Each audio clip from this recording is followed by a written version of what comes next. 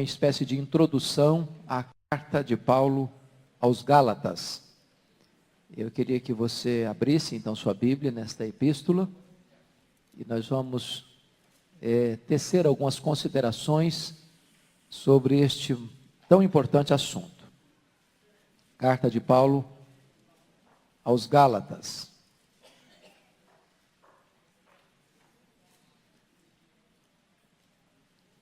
Eu acho que todos vocês têm ciência disso, que a disposição das cartas no Novo Testamento não estão por ordem cronológica. Não estão por ordem cronológica. Então, Gálatas não está aí depois de 2 Coríntios, porque foi escrita depois de 2 Coríntios. Nós entendemos que esta deve ter sido a primeira carta que Paulo escreveu, muito provavelmente o primeiro livro do Novo Testamento a ser escrito, o primeiro livro a compor o cânon do Novo Testamento. E eu queria, antes de começar essa exposição, orar com vocês, pedindo a bênção de Deus sobre o estudo desta manhã. Pai, nós te agradecemos o privilégio de, mais uma vez, estar aqui compartilhando a tua palavra. Agradecemos-te a presença dos teus filhos e filhas, que desejosos de receber da tua parte o ensino, vêm à tua casa.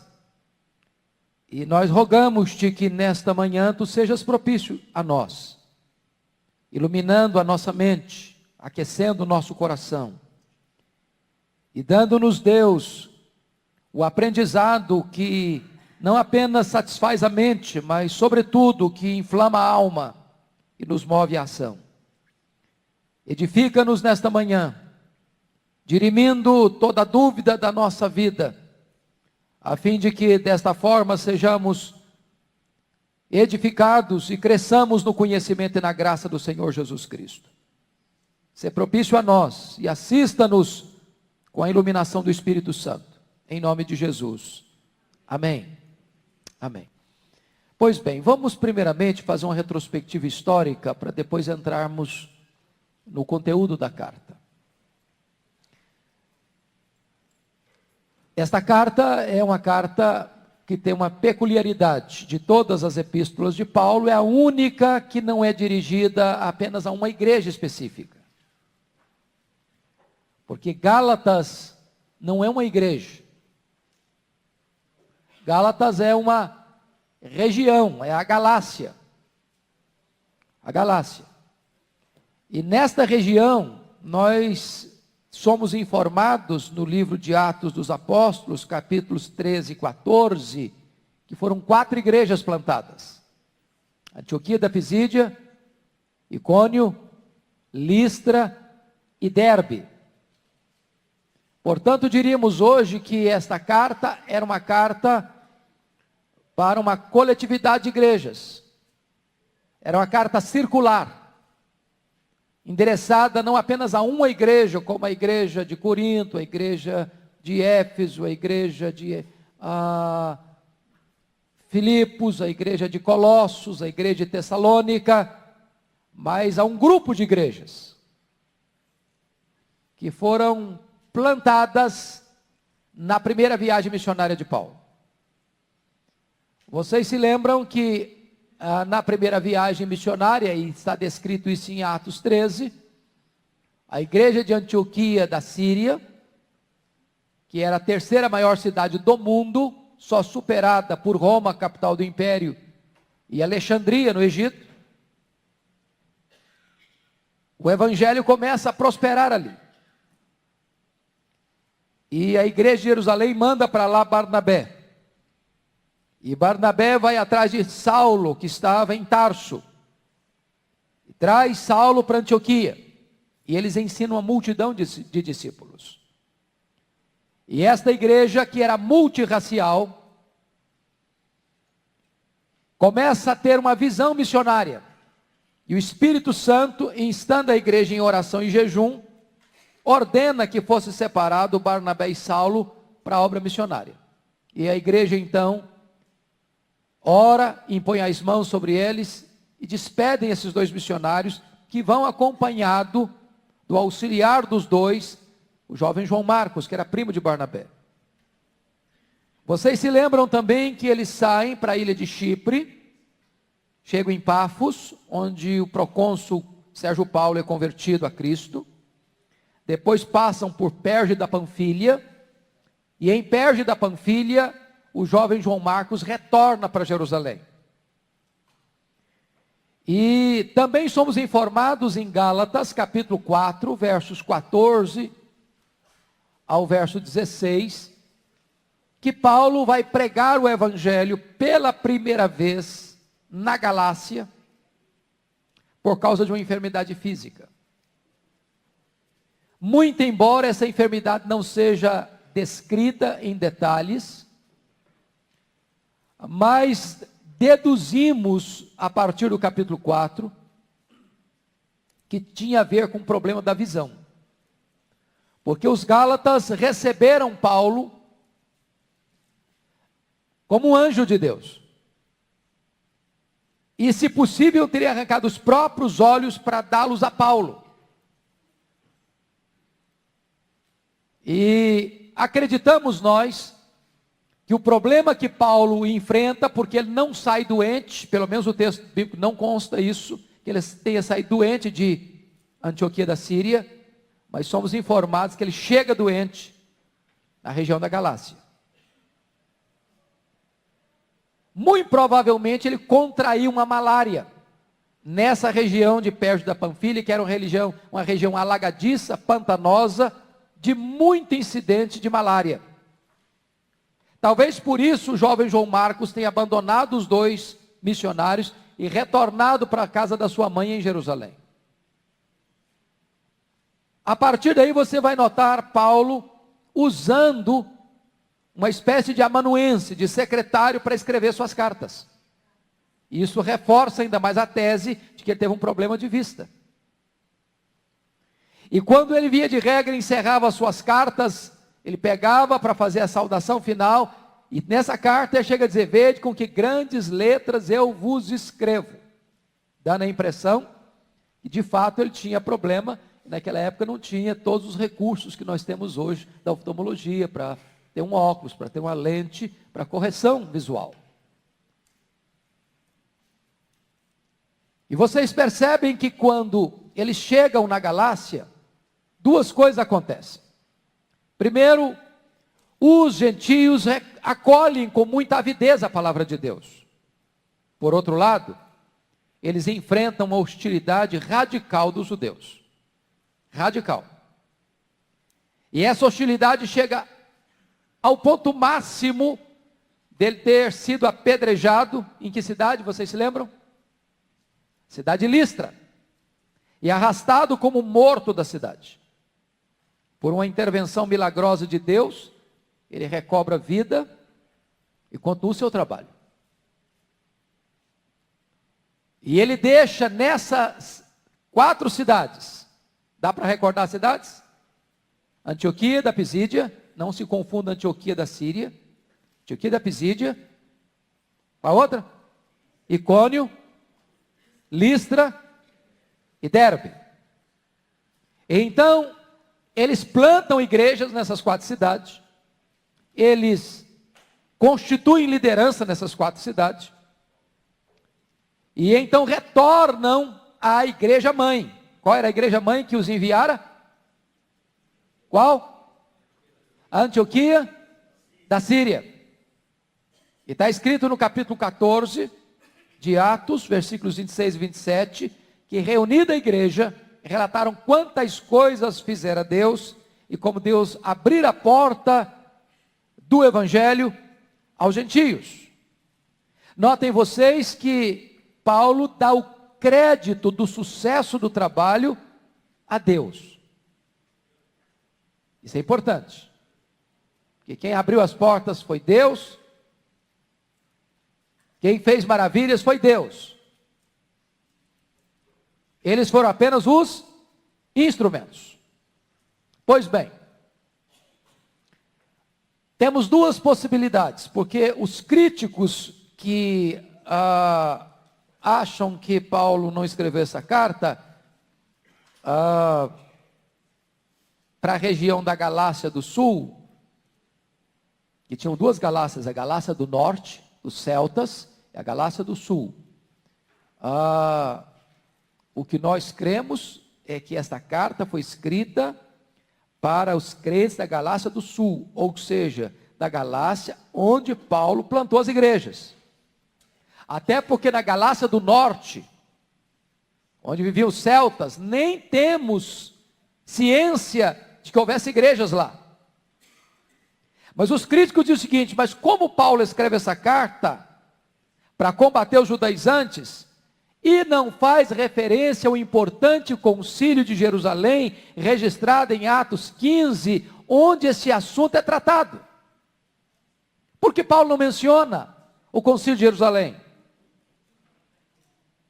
Onde o problema foi levantado, onde o problema foi discutido, onde o problema foi tratado, onde se forma um documento do concílio, onde se nomeia comissões e envia essas comissões para lerem esse documento contra a postura dos judaizantes, libertando ou livrando as igrejas gentílicas das práticas judaizantes, da circuncisão e ritos judaicos como condição para a salvação. Por que Paulo não menciona essa decisão conciliar registrada em Atos de número 15? A conclusão, aqui chegamos,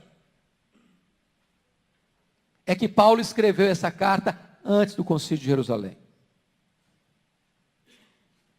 É que logo que ele chega em Antioquia, acontece um fato. Que fato é esse? Esse fato está registrado em Atos 15, versículo 1. É que alguns membros da seita dos fariseus, ao ouvirem que os gentios estavam se convertendo e sendo agregados à igreja, sem passar pelo rito da circuncisão, desceram de Jerusalém e disseram para os crentes gentios assim: se vocês não se circuncidarem, vocês não poderão ser salvos. Depois em Atos 15, versículo 5, se vocês não guardarem a lei de Moisés, vocês não poderão ser salvos. E aqui está, irmãos, um ataque frontal ao cristianismo. Aqui está uma ameaça concreta ao futuro da igreja cristã. Porque se essa acusação não fosse tratada, não fosse resolvida, o cristianismo teria se tornado uma seita judaizante. E mais, o cristianismo perderia o seu vigor. Por quê? Porque a essência do cristianismo é que a salvação é pela graça, mediante a fé. Agregar, portanto, qualquer obra, a obra completa e cabal de Cristo na cruz, é adulterar o evangelho, é perverter a teologia, é matricular a igreja na escola da apostasia. Então, diante dessa concreta ameaça ao futuro do cristianismo, convoca-se em Jerusalém, quartel-general dos judaizantes, onde estava a igreja mãe, um concílio, que foi o primeiro concílio da igreja cristã. Quem se reúne nesse concílio? Os apóstolos e os presbíteros da igreja. E nesse concílio vai para lá Paulo, vai para lá Barnabé, vai para lá Pedro. Tiago, irmão de Jesus, que escreveu a carta de Tiago, é quem é o presidente desse concílio. E o assunto vem à tona, à baila, e o assunto é tratado, o assunto é resolvido, comissões são nomeadas, e esse documento formulado nesse concílio é lido, não só nas igrejas gentílicas da região aqui de Antioquia, da Síria, mas também uma comitiva é nomeada para ler este documento lá nessas igrejas da Galácia, onde os judaizantes estavam perturbando a igreja e pervertendo a teologia. Então, nós cremos que Paulo escreve essa carta tão logo ele retorna dessa primeira viagem missionária, antes de ir para o concílio. É por isso que nesta carta você não encontra alusão ao concílio de Jerusalém e à decisão tomada no concílio de Jerusalém. Eu não sei se vocês estão acompanhando o meu raciocínio. Agora, você percebe que Paulo escreve esta carta, que é a mais apologética carta de Paulo. Nenhuma carta Paulo foi tão firme, tão duro, tão veemente na defesa do Evangelho, como foi nesta carta aos Gálatas. Qual foi o ponto central, o fulcro do apóstolo Paulo nesta epístola? Combater as ideias perigosas dos judaizantes. Quem eram os judaizantes? Os judeus, membro da seita dos fariseus, que estavam ensinando às igrejas o quê? Que se os crentes gentios não se submetessem aos ritos judaicos da circuncisão e não guardassem a lei de Moisés, eles não poderiam ser salvos. Com isso, o que eles estavam querendo dizer? Que sua graça não é suficiente, que sua fé não é suficiente, que além da obra de Cristo é preciso também agregar as obras da lei. Então Paulo tem como propósito nessa carta, irmãos, a defesa de duas coisas. Primeiro, a defesa do seu apostolado. Porque a primeira coisa que esses judaizantes começam a atacar de forma frontal é dizer o seguinte: Paulo não tem autoridade. Paulo não tem o mesmo cacife dos apóstolos de Jerusalém. Ou seja, dos apóstolos de Cristo, que caminharam com Cristo 3 anos. Que estavam agora, depois do Pentecoste, em Jerusalém com o quartel-general. Porque lembram de Atos 8? Que com o martírio de Estevão, todos os crentes foram dispersos, exceto os apóstolos. Então eles dizem o seguinte: Paulo não tem o mesmo cacife, ele não tem a mesma autoridade, ele não tem o mesmo, a mesma confirmação de apostolado que tem os apóstolos de Jerusalém. Então Paulo faz uma defesa do seu apostolado nessa carta. A segunda bandeira de Paulo foi fazer uma defesa do Evangelho. Do Evangelho. Porque não era só a autoridade de Paulo que estava sendo colocada em xeque. Era sobretudo o conteúdo, a essência do próprio Evangelho. Então eu queria que vocês notassem comigo o que está por trás, para entendermos essa carta. Por que é que Paulo escreve essa carta? Para que é que Paulo escreve essa carta? Que propósito Paulo tem ao escrever essa carta?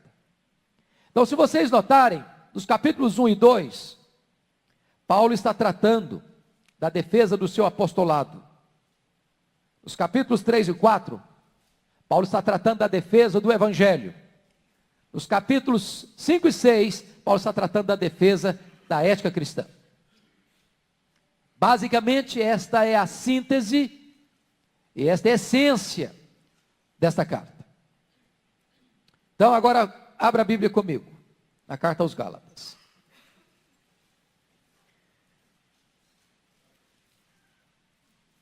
No capítulo 1, versículo 4, ele já resume a essência do Evangelho antes mesmo de combater os judaizantes. Olha aí comigo o que ele escreve no verso 4. Vamos ler 1:4, por favor?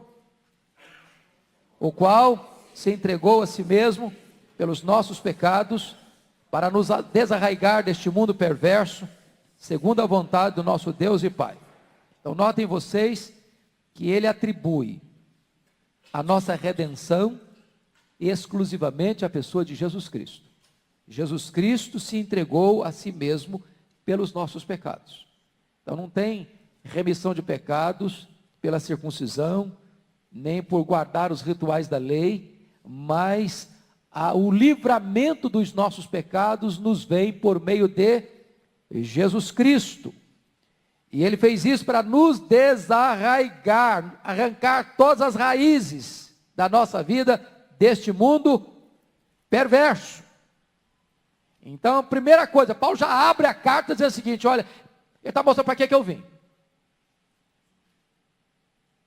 Já começa dizendo o seguinte: olha, para vocês já ficarem cientes de uma coisa, a obra da redenção tem a ver com Cristo, com a obra dele na cruz. Não tem a ver com a lei de Moisés, mas com a obra de Cristo na cruz. E agora, irmãos, os versículos 6 a 9, ele vai tratar de algo extremamente sério, porque aqui ele sintetiza tudo. Vamos ler, por gentileza, o verso 6. Vamos juntos? Admira-me que estejais passando tão depressa daquele que vos chamou na graça de Cristo para outro evangelho. Bom, vamos ficar só aqui por enquanto. Só por aqui. O que vocês estão notando aqui na palavra de Paulo? Ele está espantado, perplexo, chocado. E o que está chocando Paulo aqui? O que choca Paulo aqui?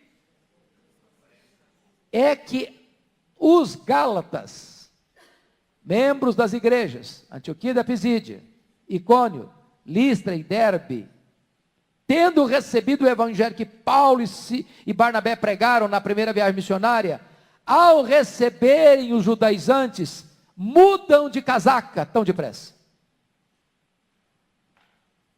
Saem de uma coisa para outra tão rápido. Abandonam o verdadeiro evangelho por um outro evangelho tão celeremente. E aí vai dizer no verso 7, para outro evangelho, o qual não é outro, senão que há alguns que vos perturbam e querem perverter o evangelho de Cristo. Agora vamos entender outro evangelho que não é outro. Não parece complicado isso? Os pregam outro evangelho que não é outro, mas como assim? Como é que é esse negócio? É outro, mas não é outro?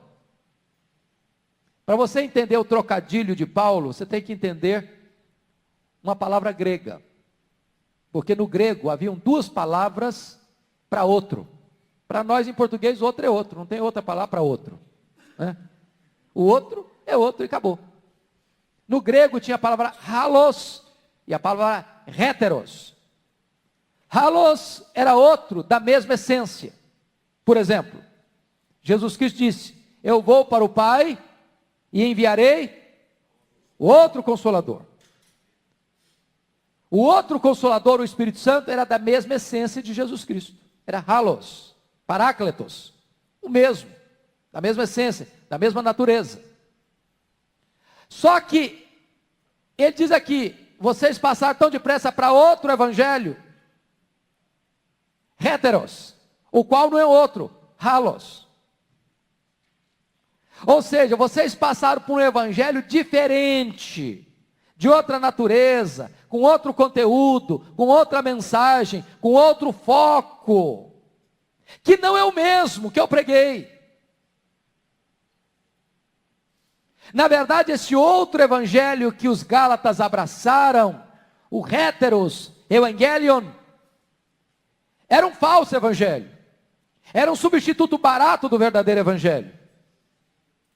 E Paulo está aqui denunciando esse fato que os crentes tão depressa deixaram o verdadeiro pelo falso, trocaram o genuíno pelo espúrio, deixando o evangelho da graça para o evangelho judaizante. Versículo 8, vamos lá? Vamos, juntos comigo? Mas, ainda que nós, ou mesmo um anjo, vindo do céu, os pregue evangelho, que vá além do que temos pregado, seja anátema. Vamos parar um pouquinho aqui. Paulo está dizendo uma coisa importantíssima. Só tem um evangelho. Esse evangelho é o evangelho apostólico, revelado por Deus aos seus apóstolos. É por isso que a igreja cristã é a igreja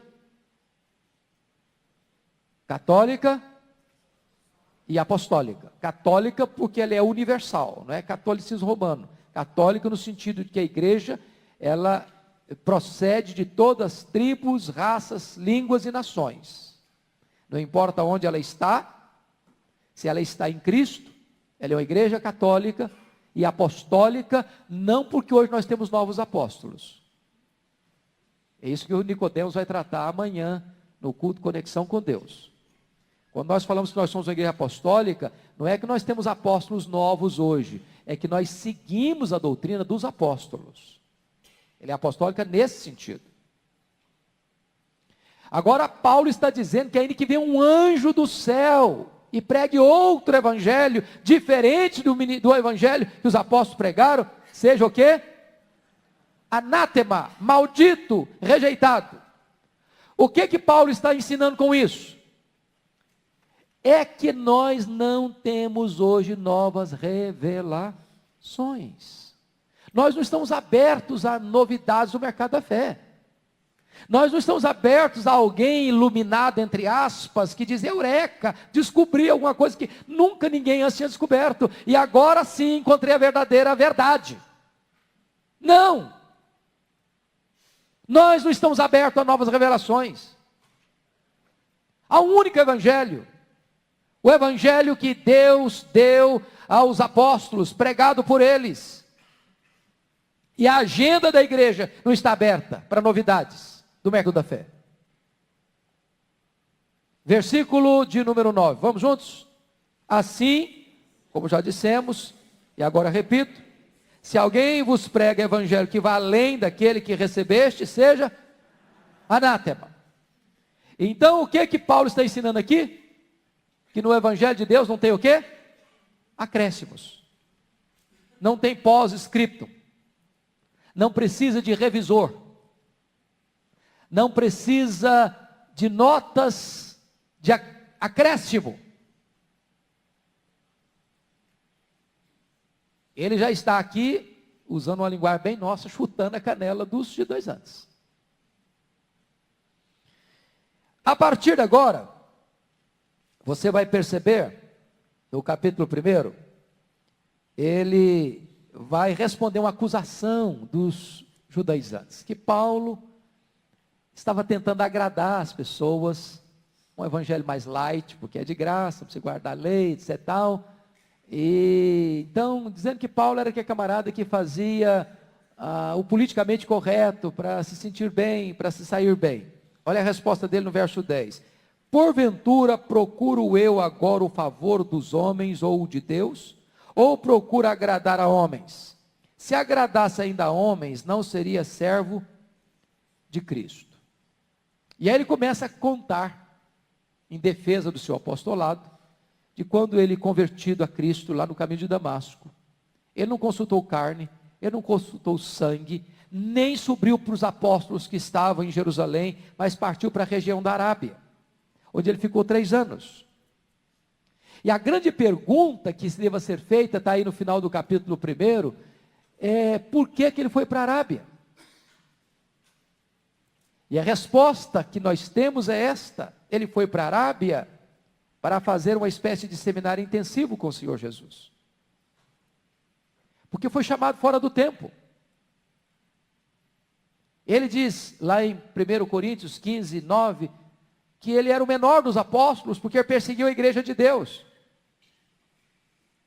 E agora ele vai para lá, porque lá Jesus se revela a ele e nele, de tal maneira que Paulo, que tinha estudado aos pés de Gamaliel, aprendendo as doutrinas do judaísmo, não aprende as doutrinas do cristianismo assentado aos pés de um mestre humano, na academia, mas recebe essas doutrinas por revelação de Jesus Cristo a ele. E certamente, como judeu, zeloso que era da lei,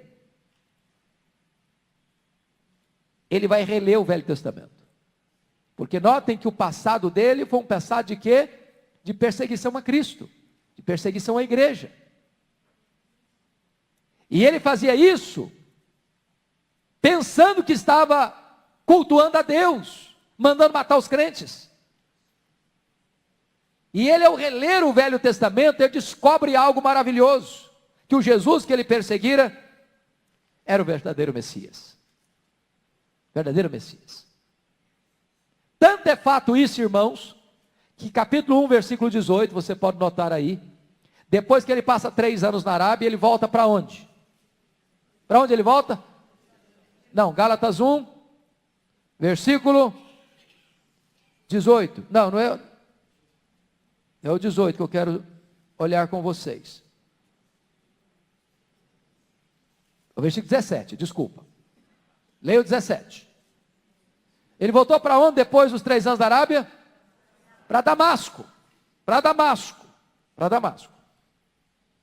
E eu quero crer que é nessa volta para Damasco que se encaixa Atos 9, versículo 22. Que está escrito lá: Saulo mais e mais se fortalecia, confundindo os judeus, demonstrando que Jesus é o Cristo. Eu pergunto a vocês, me dê um sinônimo do verbo demonstrar. O que é demonstrar? Provar. Provar. E provar de forma exaustiva, detalhada e meticulosa. Em outras palavras, quando Saulo, depois de 3 anos em Damasco, recebendo revelação direta do Senhor Jesus, conteúdo do evangelho que ele prega, ele está profundamente convencido dessa verdade que perseguira. Que verdade é essa? Que Jesus é o Messias, que Jesus é o Cristo. Então, ele começa defendendo o seu apostolado, contando a sua experiência, de como foi seu chamado, e de como foi a sua recepção das verdades eternas.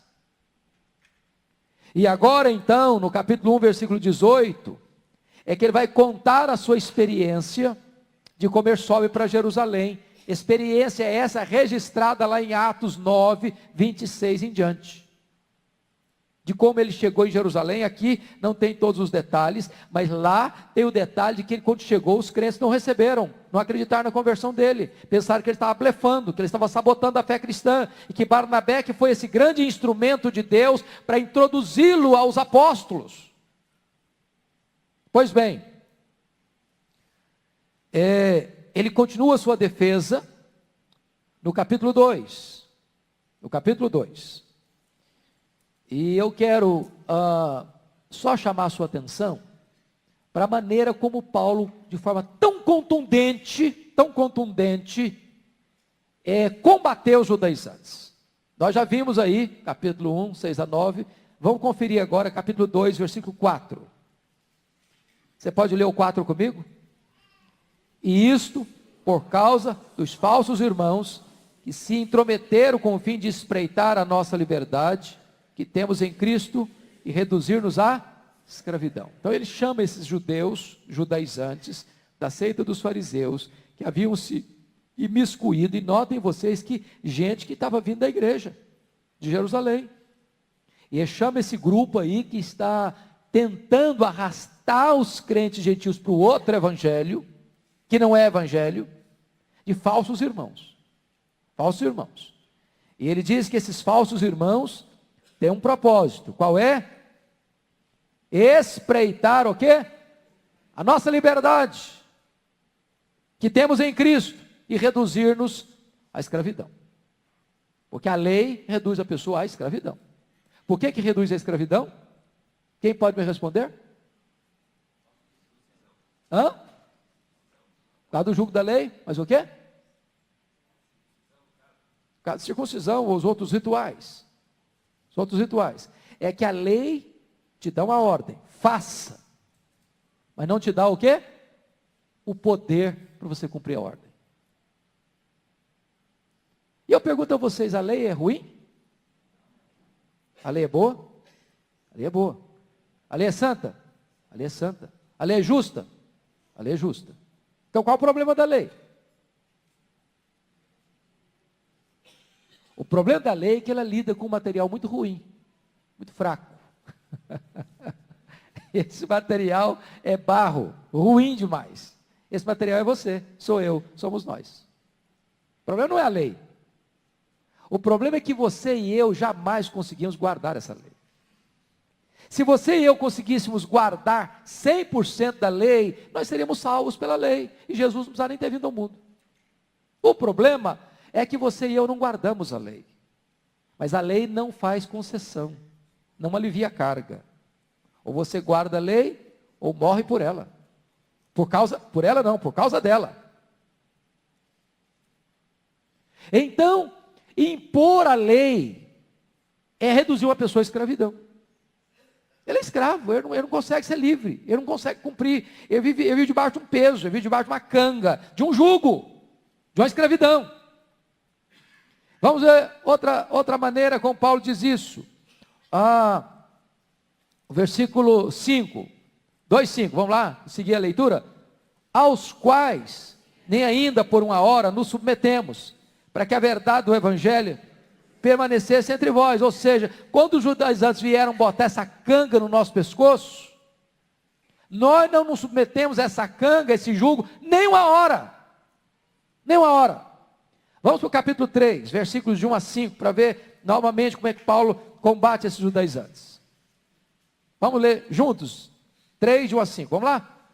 Ó Gálatas insensatos, quem vos fascinou a vós outros, ante cujos olhos foi Jesus Cristo exposto como sacrificado? Quero apenas saber isso de vós: recebestes o Espírito Santo pelas obras da lei, ou pela pregação da fé? Sois assim insensatos, que tendo começado no Espírito, estejais agora vos aperfeiçoando na carne? Terá sido em vão que tantas coisas sofrestes, se na verdade foram em vão. Aquele, pois, que vos concede o Espírito, e que opera milagres entre vós, porventura o faz pelas obras da lei, ou pela pregação da fé? E aí Paulo não fica medindo muitas palavras não. Diz: ó Gálatas insensatos. Me dê um sinônimo de insensato. Tolo. Falta de conhecimento. Meninice. Como é que vocês fazem um negócio desse? Vocês abandonam o verdadeiro pelo falso? Vocês começaram bem e agora vão continuar mal? Vocês receberam o Espírito Santo não foi mediante a lei, foi mediante a fé, a pregação da fé. Vocês começaram no Espírito, vocês querem agora se aperfeiçoar na carne? Aquele que vos concede o Espírito Santo e que opera milagres entre vós, porventura o faz pelas obras da lei ou pela pregação da fé? As perguntas são o quê? Retóricas. A resposta já é automática, óbvia. Então Paulo está aqui combatendo os judaizantes. Mas tem mais, olha comigo lá no capítulo 4. Bom, Paulo ainda continua essa tese dele de defesa do Evangelho, combatendo os judaizantes. Capítulo 4, 16 a 20. Vamos juntos comigo? Tornei-me, porventura, vosso inimigo, por vos dizer a verdade? Os que vos obsequiam não fazem sinceramente, mas querem afastar-vos de mim, para que o vosso zelo seja em favor deles. É bom ser sempre zeloso pelo bem, e não apenas quando estou presente convosco. Meus filhos, por quem de novo sofro as dores de parto, até ser Cristo formado em vós. Pudera eu estar presente agora convosco e falar-vos em outro tom de voz, porque me vejo perplexo a vosso respeito. A acusação dos judaizantes, desses falsos mestres, a Paulo, é o seguinte: que Paulo era inimigo deles, e não amigo deles. Eles acusavam Paulo de estar pregando o falso evangelho, quando eles estavam pregando o falso evangelho. E assim são sempre os falsos mestres, irmãos. Sempre os falsos mestres. O falso mestre vai dizer para você: não, o que você ouviu até hoje não é verdade. Agora eu estou trazendo a verdade para você. Seus pais viveram também não é verdade. Agora sim que nós descobrimos a verdadeira verdade. Falavam que Paulo não era amigo deles, Paulo não os amava, era inimigo deles por pregar a verdade. E aí veja o verso 17: os que vos obsequiam não o fazem sinceramente. O que é obsequiar, hein? Tratar a pão de ló? Encher de elogios, de agradar, tentar agradar. Então os falsos mestres podem, agora preste atenção nisso, todo falso mestre é um gentleman, é extremamente cuidadoso, amigo, amigável, ele não quer contrariar ninguém, ele quer agradar. Mas Paulo diz que essa estratégia deles de agradar esses crentes gentios, não era o quê? Sincero. O evangelho, irmãos, às vezes é pesado mesmo, é contundente mesmo, mas quando alguém prega com contundência, não é porque é inimigo, é porque às vezes a verdade de Deus é dura, forte, robusta. Agora notem, versículo 18, é bom ser sempre zeloso pelo bem, não apenas quando estou presente convosco. Meus filhos, por quem de novo sofro as dores de parto, até ser Cristo formado em vós. A linguagem de Paulo é muito forte aqui. Paulo já tinha gerado esses crentes. É como se tivesse uma espécie de aborto, e agora Paulo estivesse grávido outra vez. E Paulo estivesse sentindo as dores de parto outra vez, para gerar esses crentes outra vez. Ele está usando uma linguagem assim, muito rude, muito crua, muito nua, muito forte, para dizer que ele os amava. Ele não era inimigo, ele era uma espécie de mãe, que não só gera, mas está agora sofrendo as dores de parto, para que aqueles crentes não se apartassem do evangelho, mas voltassem ao genuíno e verdadeiro evangelho. Vamos seguir ainda nessas críticas, nessa defesa do evangelho. Capítulo 5 agora, a partir do verso 2. Abra aí comigo. Vamos ler o versículo 2. Eu, Paulo, vos digo, que se vos deixar de circuncidar, Cristo de nada vos aproveitará. 3. De novo testifico a todo homem que se deixa circuncidar, que está obrigado a guardar o quê? Toda a lei. Para um pouquinho. O problema de Paulo era circuncidar ou não circuncidar? Não, de jeito nenhum. Quer ver um exemplo? Quando os judaizantes quiseram circuncidar Tito,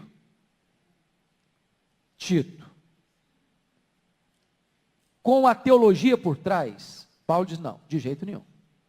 De jeito nenhum. Porque se o entendimento é circuncidar como condição de ser salvo, ao se deixar circuncidar, vai ter que guardar a lei toda. E ao tentar guardar a lei toda, qual o resultado? Fracasso. Porém, quando Paulo sai para a segunda viagem missionária com Timóteo, Paulo diz, circuncida Timóteo. Ué, Paulo, mas você está sendo incoerente, não? Você não deixa circuncidar o Tito e manda circuncidar o Timóteo? Que negócio é esse? Cadê a coerência? Cadê a consistência? Por que não circuncida o Tito e circuncida o Timóteo? Por uma razão muito simples. Quando os judaizantes queriam circuncidar Tito, a ideia lá era, circuncida, porque isso é necessário para quê? Para salvação. E se é para conteúdo da salvação, Paulo diz, neca. Jamais. Porque se for circuncidar como condição para ser salvo, então você vai ter que guardar a lei inteira. E você tentando guardar a lei inteira, você está fracassado. Agora, o problema de Timóteo era outro. Paulo diz o seguinte, não é nem a circuncisão, nem a incircuncisão que nos recomenda a Deus, mas o ser nova criatura. Se o problema é cultural, se circuncidar vai abrir porta para o evangelho, vai tirar milindres culturais, para que eu tenha acesso para pregar o evangelho, não a lei. Então posso circuncidar, Timóteo. Porque você não fica nem melhor nem pior se circuncidar. Você não é mais agradável a Deus ou menos agradável a Deus por circuncidar ou não circuncidar. Não é a circuncisão nem a incircuncisão que nos recomenda a Deus. É o ser nova criatura. Voltemos ao texto de Gálatas 5. Versículo 4. Vamos juntos comigo? De Cristo vos desligastes. Vós que procurais justificar-vos na lei. Da graça decaístes. Porque nós, pelo Espírito, aguardamos a esperança da justiça que provém da fé. Porque em Cristo, nem a circuncisão, nem a incircuncisão tem valor algum, mas a fé que atua pelo amor. Versículo 7 é um dos versículos mais importantes do Novo Testamento. Vós corrieis bem. Quem vos impediu de continuardes a obedecer à verdade? Esta persuasão não vem daquele que vos chama. Um pouco de fermento, leveda toda a massa. Confio de vós no Senhor, que não alimentareis nenhum outro sentimento, mas aquele que vos perturba, seja ele quem for, sofrerá o quê? Condenação. Então o apóstolo Paulo está aqui nesta carta, eu só peço que vocês atentem para isso, fazendo uma defesa do Evangelho. Essa carta é a carta mais apologética do apóstolo Paulo. Deixa eu fechar essa questão de argumentação no capítulo 6, versículos 12 a 17. Vocês estão notando que em todos os capítulos Paulo está defendendo o Evangelho. Então, quando lerem essa carta, leiam nessa perspectiva. 6, 12 a 17. Vamos juntos? Todos os que querem ostentar-se na carne, esses vos constrangem a vos circuncidardes, somente para não serem perseguidos por causa da cruz de Cristo. Guardam a lei, antes querem que vos circuncideis para se gloriarem na vossa carne. Mas longe esteja de mim gloriar-me senão na cruz de nosso Senhor Jesus Cristo, pela qual o mundo está crucificado para mim e eu para o mundo. Pois nem a circuncisão é coisa alguma, nem a incircuncisão, mas o ser nova criatura. E a todos quantos andarem de conformidade com esta regra, paz e misericórdia sejam sobre eles e sobre Israel de Deus. Quanto ao mais, ninguém me moleste, porque eu trago no corpo as marcas de Jesus. Então notem isso, por gentileza. Quando os crentes gentios circuncidavam, isso aliviava perseguição ou aumentava a perseguição sobre eles? Quando eles circuncidavam, conforme os judaizantes queriam, aliviava. Por que aliviava? Eu pergunto a vocês, de onde procedia a maioria das perseguições contra Paulo, contra os missionários? Dos gentios ou dos judeus? Dos judeus. Quando um crente gentio se circuncidava, ele ficava de bem com quem? Com os judeus. O que acontecia com isso? Ele não era perseguido. Agora Paulo vai dizer o seguinte: não importa se eu vou ser perseguido, eu vou fazer o certo. Se a minha motivação da vida cristã é evitar perseguição, eu estou com o foco errado. E ele chega a dizer, olha, quanto ao mais ninguém me moleste, eu trago no corpo as marcas de Cristo. E quando ele fala as marcas de Cristo, ele não está falando de forma figurada, não. Ele está falando de forma literal. Vocês se lembram que ele recebeu só dos judeus uma quarentena de açoites, menos um? Vocês que são bons de matemáticas, 5 vezes uma quarentena de açoites menos um, são quantos açoites? Quanto? 195 açoites. 5 vezes 40, 200. Menos um cada um, 5. 195 açoites. O cara era todo marcado. Por causa de quê? Do Evangelho.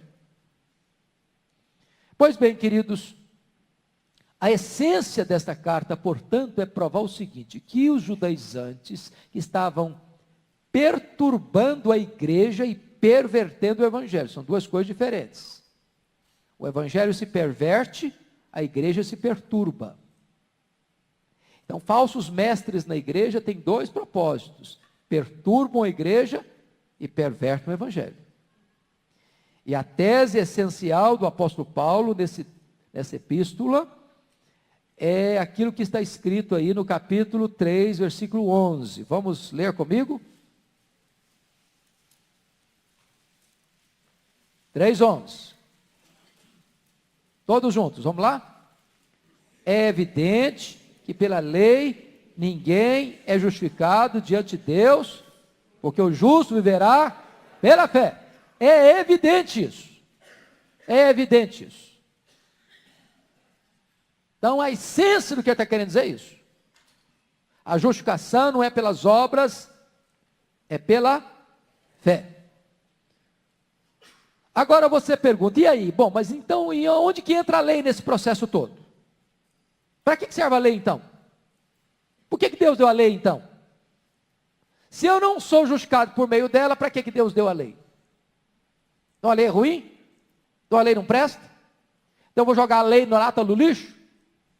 Qual a função da lei? Qual o propósito da lei? E Paulo não deixa esse assunto sem resposta. Paulo não deixa esse assunto sem resposta. Olha, por favor, o que ele vai escrever no capítulo 3, por gentileza, versículo 24. Pode ler comigo? De maneira que a lei nos serviu de aio para nos conduzir a Cristo, a fim de que fosse. É um pedagogo. É um pedagogo.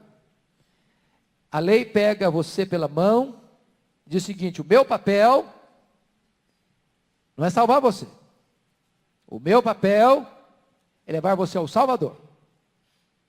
O meu papel é convencer que você é pecador. Você precisa do Salvador. Eu não posso salvar você, porque eu sou muito exigente. Eu exijo que você seja perfeito. E você não consegue ser perfeito. Mas eu vou pegar você pela mão e vou levar você a alguém que é perfeito. E esse alguém se identificou com você. E esse alguém assumiu o seu lugar. E esse alguém foi o seu substituto.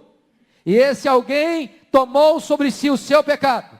E esse alguém morreu por você. E esse alguém pagou a sua dívida. E esse alguém justificou você. Esse alguém salva você. Eu sou o aio e eu vou levar você a ele. Ele é Jesus Cristo, o Salvador. Esse é o papel da lei. Esse é o papel da lei. Eu já tenho dito isso aqui algumas vezes. É nessa figura que Paulo menciona em Romanos 7, que eu acho uma das figuras mais comoventes dentro dessa estrutura da justificação, que está escrito lá em Romanos, capítulo 7,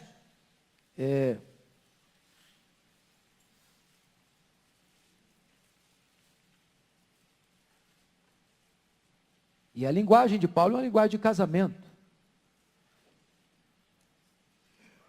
E na linguagem de casamento, Paulo diz que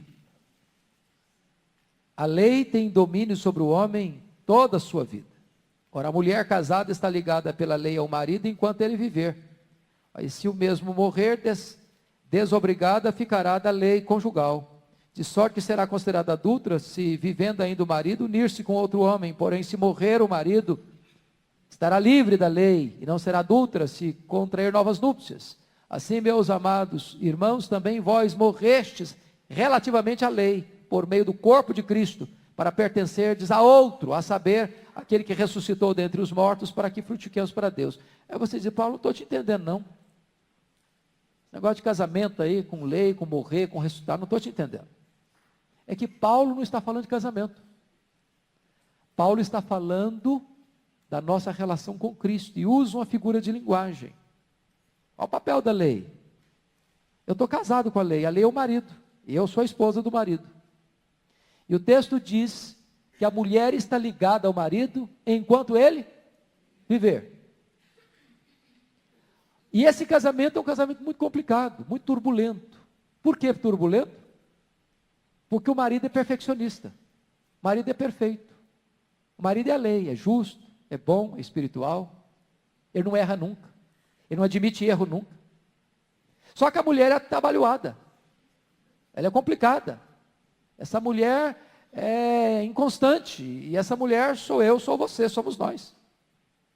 E esse marido é tão bom, mas tão bom, mas tão bom, que ele também não morre. E a coitadinha não consegue se livrar dele nunca.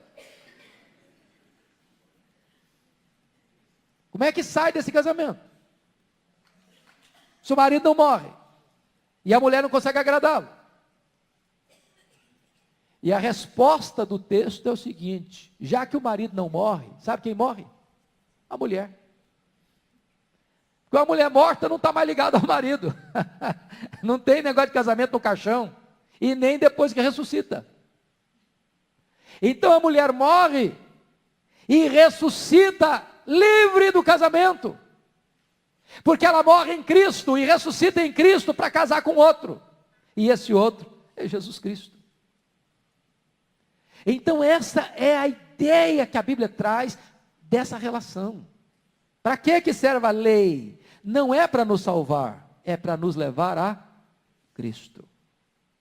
Pois bem, depois eu queria que vocês olhassem com vagar as aplicações que Paulo vai fazer nos capítulos 5 e 6, que é sobre a nova vida em Cristo. Você é livre. Você recebeu o Espírito Santo. Você pode andar no Espírito, você pode viver no Espírito, você produz o fruto do Espírito. Porque mediante a lei você não conseguia isso. Mas é por meio da fé é que você recebeu o Espírito Santo, você foi regenerado, você foi selado, agora você anda no Espírito, agora você vive no Espírito, agora você é cheio do Espírito, agora você produz o fruto do Espírito, agora você crucificou a carne com as suas paixões. Agora você é membro de uma família. E como membro de uma família, você agora não é radical, não é legalista com os outros. Você carrega as cargas uns dos outros. Se alguém for surpreendido em alguma falta, lá no capítulo 6, versículo 1, você que é espiritual, deve ir lá e corrigir com o espírito de brandura, para aí você guardar você mesmo, para você não ser tentado também. Você, em vez de ficar acusando o seu irmão, botando mais culpa e peso no seu irmão, alivia a carga dele. Alivia a carga dele. Notem isso, irmãos. O judaísmo produz legalismo, e legalismo mata as pessoas, é um caldo mortífero. Mas o Evangelho é o Evangelho de toda a graça. O Evangelho leva você a cuidar de você e a ser generoso com o outro, a ser abençoador do outro. E assim Paulo conclui essa belíssima carta, dizendo o seguinte, que o Evangelho pode nos trazer até sofrimento aqui, as marcas de Cristo, mas o Evangelho nos oferece uma gloriosa esperança por toda a eternidade. Que Deus nos ajude, que Deus nos abençoe. Nós vamos concluir aqui, e fica para você e para mim aqui um grande alerta. Eu acho que nunca, talvez na história da igreja, nesses 20 séculos de cristianismo, a igreja foi tão atacada por falsas doutrinas, por falsos mestres, como nos dias de hoje. Basta você ligar a sua televisão. Basta você ligar o seu rádio. Basta você ficar antenado. As novidades são muitas. E hoje as pessoas beiram a irracionalidade, a loucura. Porque a capacidade que os falsos mestres têm hoje de criar novidades para atrair as pessoas, beira a loucura. Beira a loucura. E como no Brasil, sobretudo, nós somos um povo de pano de fundo, de culturas híbridas, nós somos um povo, um caldeamento de raças, e automaticamente um povo sincrético.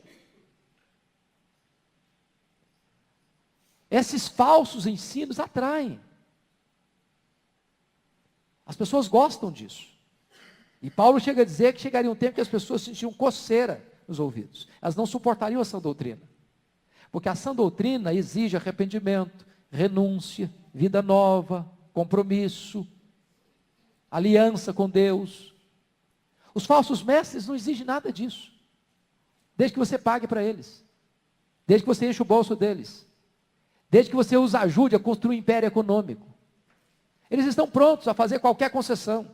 Não fazem nenhuma exigência, só promessas. Só promessas. E nós precisamos estar atentos, irmãos. Porque os tempos mudaram, mas o coração do homem não. É tão perverso, tão mau, tão corrupto, tão tendente ao erro, como sempre foi. A carta aos Gálatas foi uma carta tão importante que foi o quartel-general, juntamente com Romanos, da reforma do século XVI. É o grande grito da liberdade cristã. É a grande plataforma do reino de Deus. E nós precisamos desta carta, do seu conteúdo, ainda hoje, para que a igreja não seja perturbada e para que o evangelho não seja pervertido. Vamos orar. Receba, Deus, a nossa gratidão.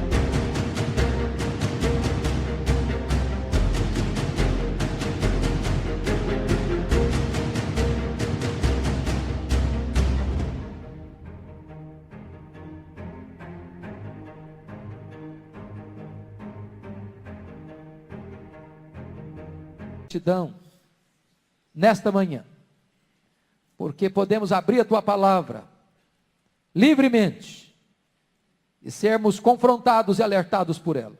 Glória ao teu nome, porque tu nos deste o evangelho e nós precisamos guardar este bom depósito. Mas mais do que isso, Deus, nós precisamos proclamar essa verdade aos ouvidos do mundo, para que aqueles que são teus venham ao conhecimento da verdade e sejam salvos. Levanta esta igreja cada dia mais, Deus, com este compromisso de levar a tua palavra, de pregar com fidelidade, na dependência, no poder e na unção do teu Espírito. Glória ao teu nome, porque nesta manhã, esta igreja abre as portas da sua casa, do seu templo, para que todos, desde as crianças às pessoas mais avançadas em idade, possam se debruçar sobre a tua palavra e estudá-la. Rendemos ações de graças a ti por isso, em nome de Jesus. Amém. Deus abençoe, queridos.